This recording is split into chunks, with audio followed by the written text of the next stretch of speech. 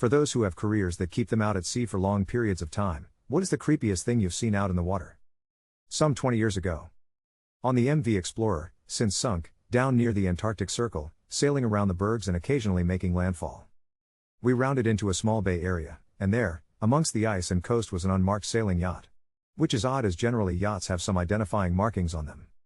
To add to it, they didn't respond to any radio contact, and whilst I wasn't privy to the conversation, and it was a long time ago, some crew went across via Zodiac and were refused boarding. So basically a yacht, not a particularly large one, that was unmarked was hanging around in the inhospitable waters of the Antarctic and didn't want any help or contact. Proper weird. I am a recreational sailor who travels for weeks at a time at sea. I once saw a flame on the water not 10 yards from me. Just freaking burning at midnight, this sort of qualifies. Former Navy here. Somewhere off the coast of Italy saw a very, very small boat, not much bigger than a rowboat, about 9 or 10 miles offshore. This was sometime around midnight. There was no light from land, and no other ships around.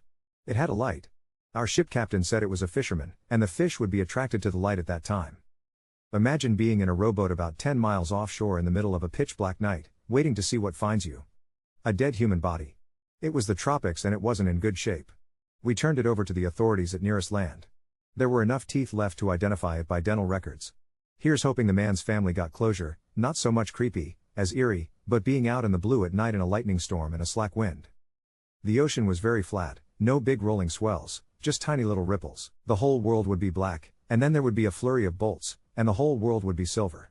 The ocean looked like nothing so much as aluminium foil that had been scrunched up, and flattened out. The water looked like mercury, and all the little ripples made these very dramatic black shadows. What I'm learning from these comments is that the ocean makes people poets.